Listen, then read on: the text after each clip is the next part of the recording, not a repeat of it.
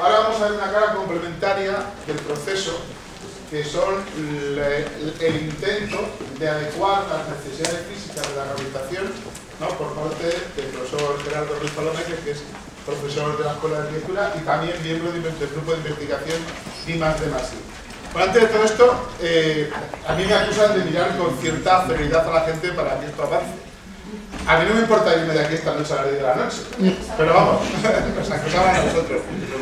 Pero realmente yo creo que con un poquito de funcionamiento un poquito rápido, aunque sé que a Gerardo también le va a ser imposible, pero Gerardo también tiene un libro, que no he traído aquí, pero podría mostrar. Lo digo, el objeto de hoy tampoco es agotar los temas, porque entonces habíamos dedicado los 3 días a unos de ellos, ¿no? El objeto de hoy es abrir los temas y que sepáis que hay un proceso de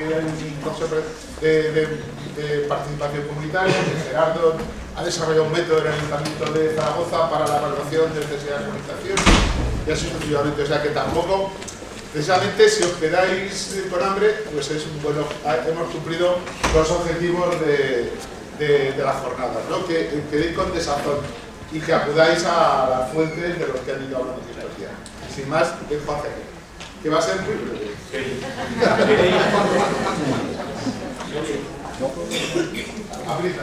Ahora sí. Vale. Bueno, vamos a ver. Yo voy a intentar contar primero cuál es el objetivo y la tesis que quiero proponer, porque como me dan media hora, luego será una hora y media, pero bueno, me dan media hora, quiero dejar muy claro qué es lo que yo quiero comunicar.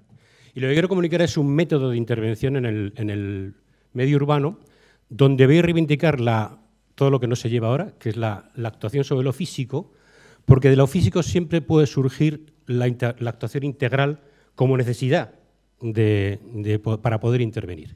De hecho, toda mi historia, los que me conocéis sabéis que soy profesor de estructuras, nada más ajeno a lo que estamos hablando ahora, pero toda mi historia profesional está ligada con la rehabilitación, bueno, y con la obra nueva, pero básicamente con la rehabilitación desde los años 80, cuando la palabra rehabilitación ni existía en los manuales, se hablaba de reparaciones extraordinarias. Es decir, lo que voy a contar ahora viene desde mi experiencia profesional y a base de la meditación y la puesta en práctica de muchos trabajos, llegar a una formalización de un método de intervención sobre lo físico y llegando a lo genérico.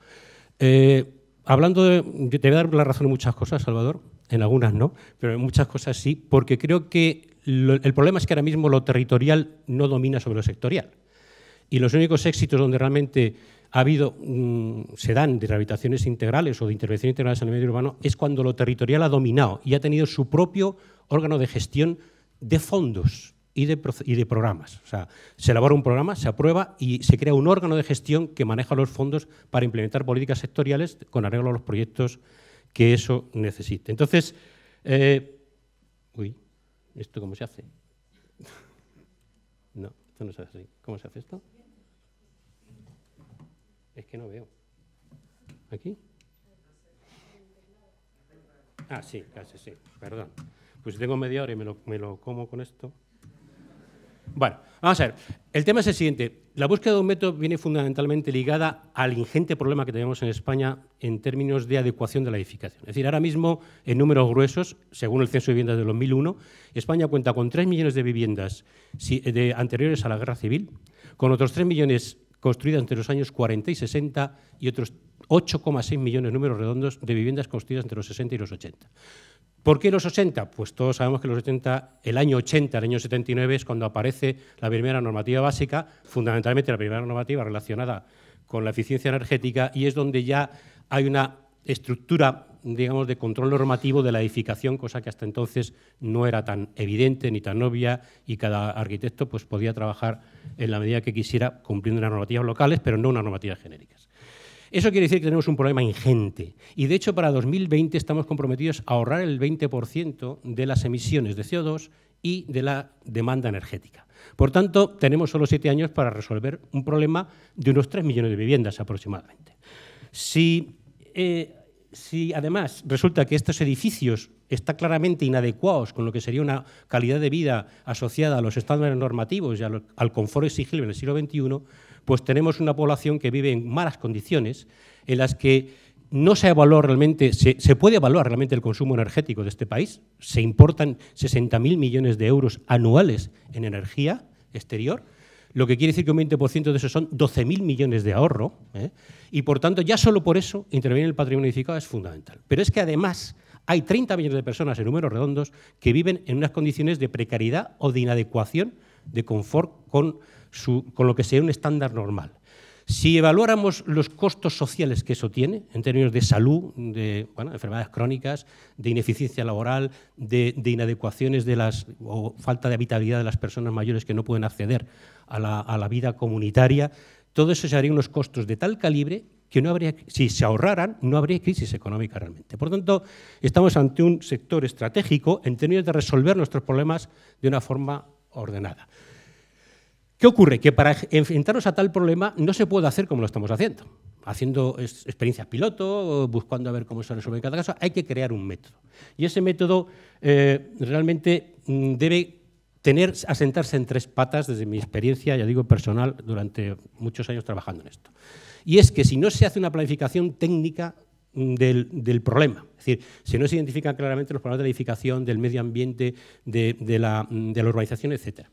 Si no se establecen unos mecanismos de participación y de gestión, y estoy de acuerdo con Salvador en el término de que para mí la participación debe ir encaminada a los resultados. Es decir, participar por participar está muy bien y crea una buena estructura social, pero la gente se moviliza cuando está motivada por movilizarse. Cuando hay un objetivo, y cuanto más concreto sea el objetivo, mejor. Es decir, todos los movimientos vecinales en este país se han creado al hilo de la vivienda, con la necesidad de adecuar la vivienda, pero también en oposición a un régimen al que era un pretexto la vivienda, pero era un fin en sí mismo. Es decir, había un objetivo muy claro, arreglar mi vivienda. Y con eso se establecían todo tipo de mecanismos de participación genérico. Pero entiendo que fundamentalmente el objetivo fundamental nuestro es llegar a resultados. Y para llegar a resultados tenemos que tener un adecuado sistema de gestión que cuente, lógicamente, con la gente encaminada al fin que nos proponemos, que es rehabilitar y renovar el patrimonio, el área urbana. Y, por último, la financiación. Si no hay medios financieros, estamos hablando de burbujas, o sea, no estamos hablando de nada. Y, por tanto, esas 3 patas, todos sabemos que un sistema en el espacio necesita 3 patas para estar en equilibrio, pues son indisolubles y tienen que estar imbricadas. Hasta el punto que, desde mi punto de vista, y después de muchos años de trabajo, entiendo que la gestión es el elemento central del problema. Y tengo una definición, yo soy muy dado a las definiciones rotundas. Mi definición es que rehabilitación es gestión. La gestión engloba todo.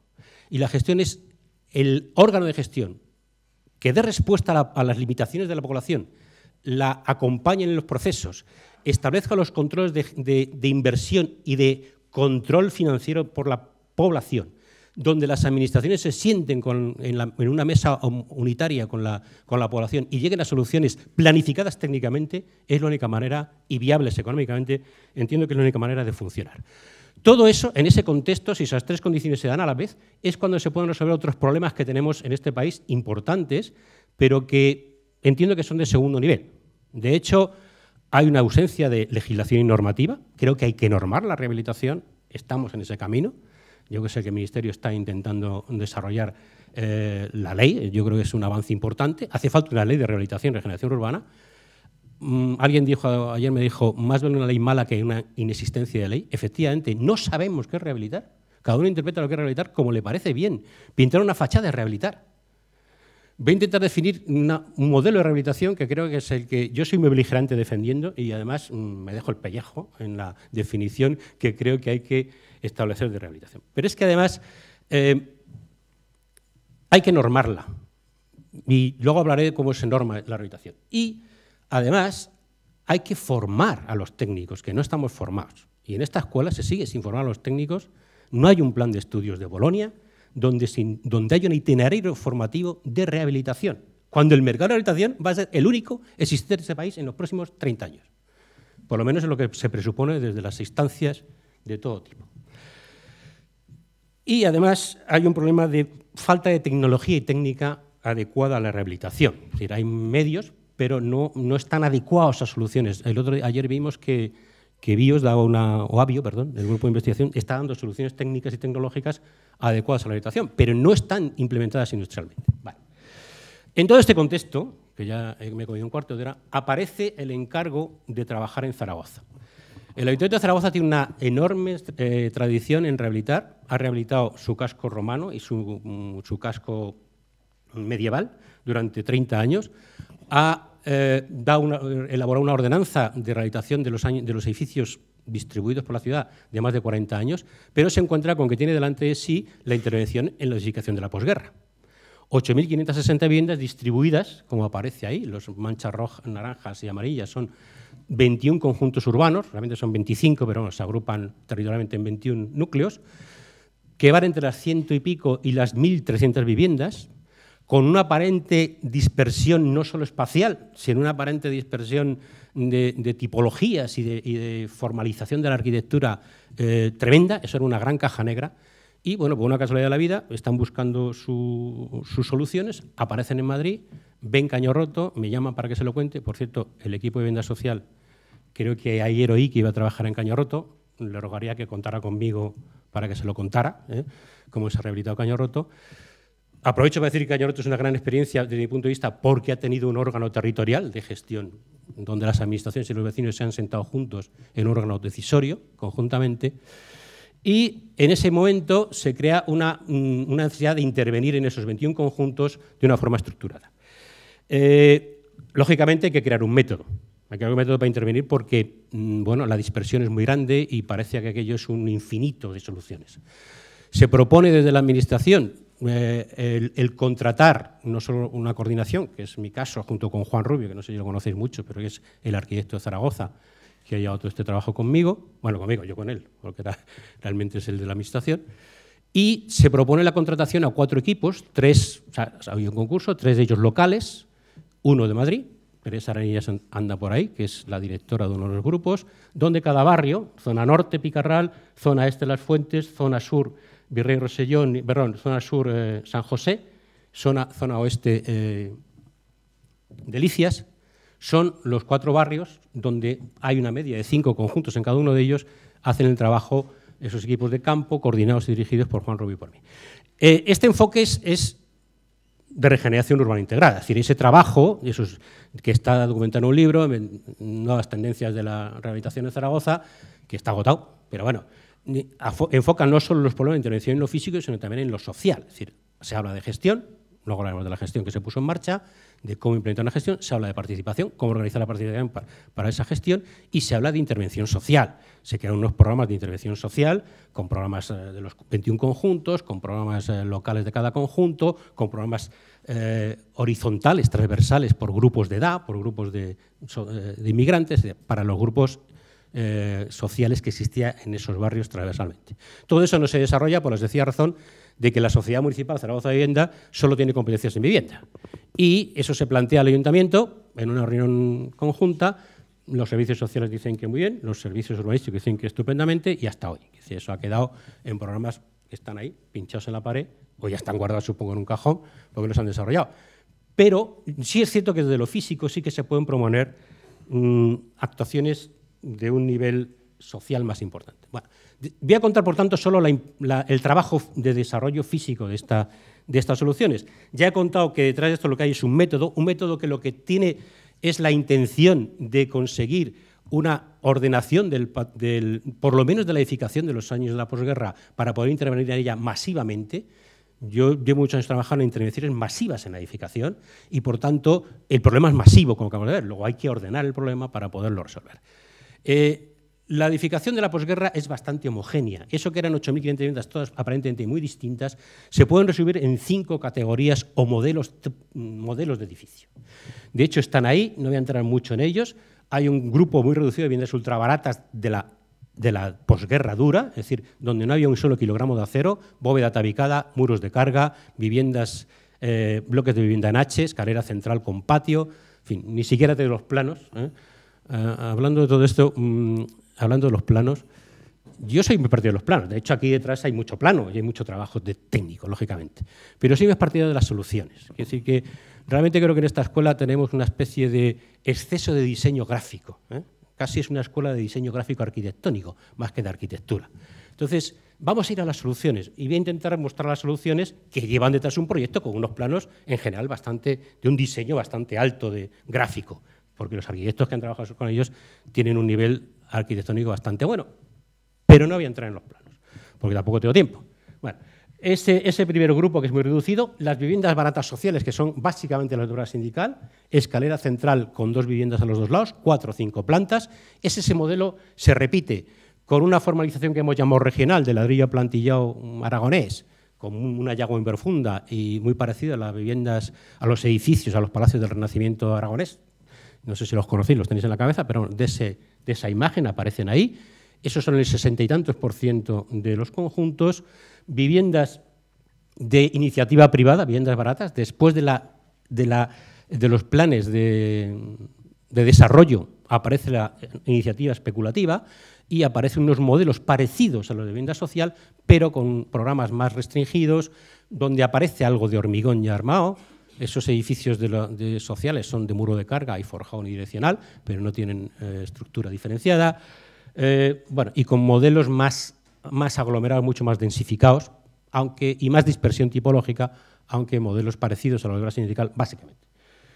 En los años 70 aparece la vivienda tipo medio, ya con estructura diferenciada, con un nivel de calidad más alto, con unas soluciones ya con cámara de aire, con algunas soluciones mejor construidas, y una vivienda rural, que aparecen abajo, de los años 50, que son destinadas a la inmigración, a absorber la inmigración rural. Todos sabemos que Zaragoza es Aragón y lo demás es campo, ¿eh? Pues el campo vino a Zaragoza en los años 50. Eso le pasa mucho en el centro de España, o sea, todo es campo menos Madrid, Zaragoza, bueno, Barcelona no es el centro, y alguna capital importante. Donde se habían quedado, como en las colonias municipales de Madrid, con una situación de centralidad tal, viviendas unifamiliares de tipo rural, que valían en aquel momento, se vendían a unos 350 o 400.000 euros. Es decir, no merecía la pena un enfoque desde la Administración de rehabilitación subvencionada, porque ellas solas tenían su dinámica propia, aunque tuvieran un origen de conjuntos de la posguerra. Bueno, voy a contar un poco el método, porque me temo que se me va a ir el tiempo en estas cosas. El método se basa fundamentalmente en un análisis sistemático de la edificación, intentando no solo de recoger una información física sistemática, sino también una información social, es decir, caracterizar la edificación en base a esos 5 modelos básicos, caracterizar el perfil sociológico de la población y establecer un método sistemático de toma de decisiones, incluso de valoración y presupuesto de las obras, para poder después presentárselos a la población en un mecanismo de difusión que luego intentaré exponer. La caracterización de la edificación se basa fundamentalmente en lo que acabo de decir, las categorías se dividen luego en tipologías concretas, cada tipología no es más que la formalización de diferentes geometrías de esos modelos teóricos, donde cada tipo de edificio tiene su ficha de geometrías básicas, a número de alturas, perímetro de la fachada, los grandes números de la edificación, porque esos grandes números van a ser las mediciones de referencia para las soluciones constructivas, cuyo presupuesto se dará unitariamente por cada solución. Por ejemplo, demolición y sustitución completa de la cubierta por otra de perfil aligerado y panel sándwich perfrisa. Pues todo eso tiene un precio que se aplica a la superficie de metro cuadrado de la cubierta y se obtienen los presupuestos. 5 minutos. Sí, estoy terminando. Y, por último, las características constructivas de cada tipología, de cada modelo, que son comunes a todos en cada tipología de cada modelo. La caracterización de la población, luego, si no me da tiempo, la cuento ya. La población está formada fundamentalmente por... Estos barrios son lo que llamo barrios sumidero, aunque esté mal decirlo así. Vive ahí quien no se ha podido ir o quien ha venido sin recursos para irse a otro sitio. Básicamente son barrios donde vive la población envejecida, donde vive la población inmigrante que no ha podido alquilar o comprar viviendas más allá y donde hay un pequeño residuo de población, bueno, en edad laboral. Y, por tanto, son gente con escasos recursos culturales y movilidades sociales para autogestionarse. Y la caracterización de la rehabilitación. Y eso quiero insistir sobre esto porque creo que es importante. Yo entiendo que rehabilitar la edificación es actualizarla absolutamente. Es decir, nosotros tenemos, en aquella época, estamos hablando de 2004-2005, no había una normativa de referencia de la rehabilitación. Ahora hay un código técnico, bueno, tampoco hay de rehabilitación, pero sí de la obra nueva. Para mí, rehabilitar es adecuar completamente la edificación antigua, en este caso la posguerra, a los estándares funcionales de la edificación equivalente de obra nueva. Lo demás, bueno, es reparaciones extraordinarias, es hacer algo, pero rehabilitar es dotar a las residentes de todo el nivel de confort y de prestaciones funcionales en su edificio equivalentes a la obra nueva, y con ese objetivo es con el que se ha rehabilitado todos estos conjuntos. ¿Eso a qué da lugar? Pues da lugar a que la patología no es tanto los problemas físicos como las inadecuaciones a la normativa, y por tanto las soluciones para conseguirlas son muy homogéneas, por tanto las soluciones técnicas son un número finito de soluciones alternativas. Finito puede ser de 100 a 1000, pero se pueden permitir, se puede informatizar todo el proceso de forma que en un programa interactivo el arquitecto vaya decidiendo ante un problema técnico, yo que sé, por ejemplo, la cubierta en mal estado porque hay carcoma en los rollizos, decidir si lo tira. Y si lo tira tiene un catálogo de soluciones adecuados a ese modelo de edificio, elige el que le interesa y esa solución tiene un precio asociado que multiplicado por la medición de la ficha da el presupuesto. Todo eso estaba encaminado a controlar los costos de esa rehabilitación, para tomar decisiones políticas y para poder presentar a la gente el panorama completo. Es decir, la gente tiene que saber qué le van a dar por la rehabilitación, qué es rehabilitación, qué le van a dar por ello y cuánto le va a costar y cómo se va a hacer, con qué instrumentos de intervención se va a hacer. Bueno, la población ya la he contado. De hecho, había muchas comunidades que no existían. Una cosa que yo quiero dejar muy claramente. En un barrio no estructurado es imposible intervenir. Es decir, solo se puede intervenir si la población está estructurada. Por lo tanto, desde la administración, que es a quien le toca, o se establece la estructura mínima social necesaria para intervenir, o olvidémonos que no se va a intervenir. Por tanto, uno de los trabajos de la rehabilitación fue organizar a la población para la rehabilitación y establecer las comunidades de propietarios, contar con unas moribundas asociaciones de vecinos y revitalizarlas y sentarlas a la mesa para contarles las propuestas, las valoraciones y la toma de decisiones finales en el proceso. Bueno, ahí está explicado las pocas habilidades sociales de la gente, todas las entendemos, unas personas mayores y inmigrantes pues tienen pocas habilidades sociales. ¿Cómo se financia esto? Pues se financió con una importante carga de aportación pública, porque había que conseguir muy pronto la formalización de los resultados. Es decir, en estas operaciones es muy importante la ejemplificación de los resultados. Nadie sabe lo que es rehabilitar. Todo el mundo sabe lo que es una vivienda de obra nueva, pero nadie sabe lo que es una vivienda rehabilitada. No se sabe hasta que no se ve. Hasta que no se ve y se compara con el costo. Entonces, bueno, se declararon unas áreas de rehabilitación, las que aparecen en la periferia, emboraron en el centro las áreas de casco, porque la Oficina Central de Rehabilitación trabajó con ellas dos, y se estableció un proceso de difusión. Lo primero fue formar los equipos de difusión para que conjuntamente arquitectos, trabajadores sociales, aparejadores y administrativos tuvieran un conocimiento global de toda la oferta que se iba a hacer, de la jerga con que el arquitecto maneja la rehabilitación, pero el trabajador social maneja la intervención social, se pusiera en común, hubiera lenguajes comunes y hubiera una comunicación de los objetivos común. Esas oficinas se crearon, se diseñaron panfletos de difusión con los objetivos de la rehabilitación, las consecuciones, el presupuesto medio, etcétera, etcétera, y se realizó un programa muy complejo de difusión que iba desde la persona hasta la comunidad de propietarios, hasta el edificio de varios portales, la asamblea comunitaria en el barrio, la tipología. Es decir, se hizo durante muchos meses, casi medio año, una difusión en el territorio, en el barrio, por los trabajadores sociales y los aparejadores y los arquitectos, que iban del brazo a ver a los vecinos y para explicarles las cosas conjuntamente, de forma que en los mercados, en la peluquería, en la calle, en los bares, se hablaba de la rehabilitación. Cuando eso era así, hubo una convocatoria de asambleas públicas masivas, donde ahí se ve la asistencia de la gente de cada barrio, pongamos son barrios de 350, 400 viviendas de media, es decir, una asistencia notable, donde se trataba de desmontar todo el radiomacuto que había distorsionado la información, que eso todos sabemos que es así, ¿no puedo seguir? Vale. Y donde se daba una convocatoria de subvenciones extraordinarias para aquel que primero se apuntara. Vale.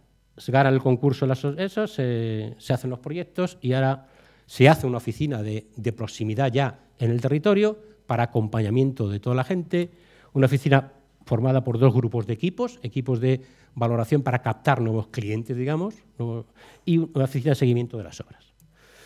La financiación, declaración de área,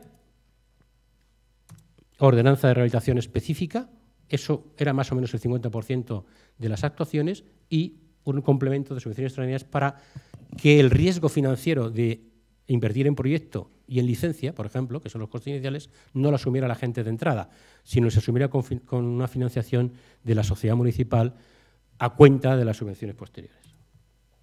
Costo, 44.000 euros, que asusta, ¿verdad? Bueno, pues es un presupuesto protegido. Es decir, cuando hablamos de que la intervención media en una vivienda era 44.000 euros, estamos hablando de con todas sus repercusiones, obra, IVA de la obra, licencia, arquitecto y aparejador, IVA de arquitecto y aparejador, administrador de ese proceso, que era obligatorio contratarlo, IVA de ese administrador, estudios geotécnicos y todos los gastos indirectos que se suponga.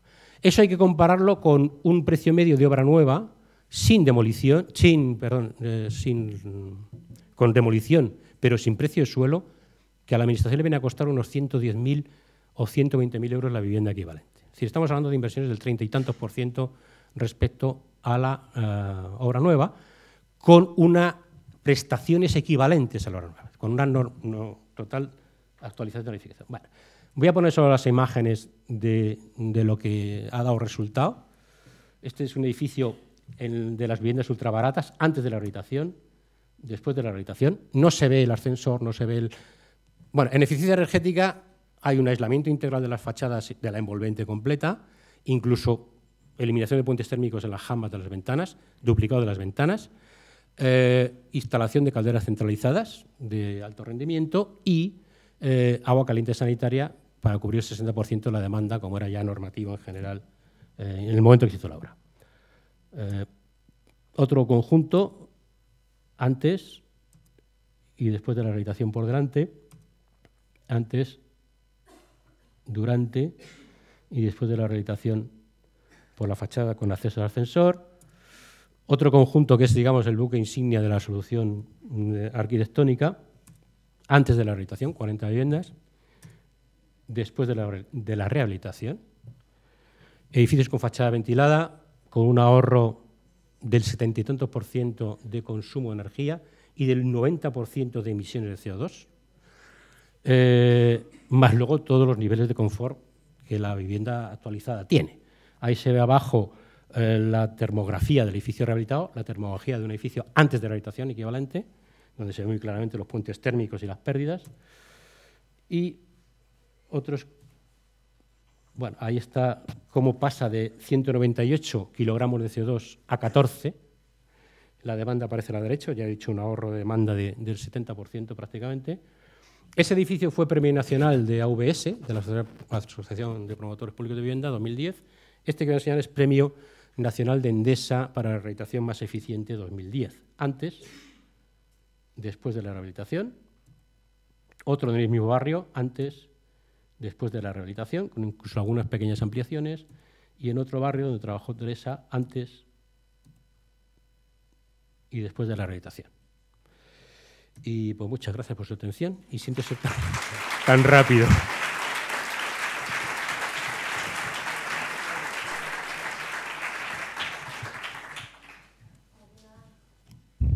¿Alguna pregunta? ¿Dudas? Si no, pasamos a la mesa redonda. Así que, ¿no tenéis preguntas? ¿Nada?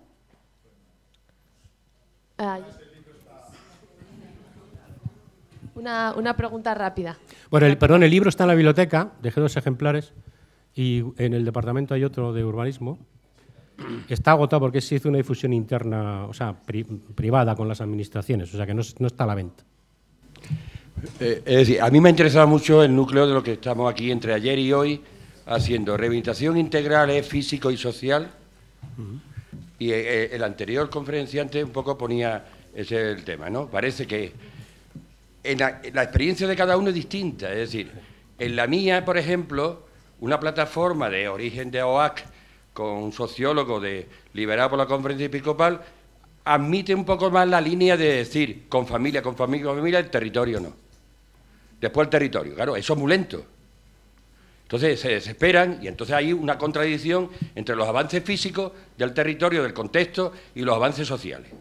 Yo creo que todo el mundo estamos respondiendo a rehabilitación integral. Integral, sí, sí. Lo físico y tal.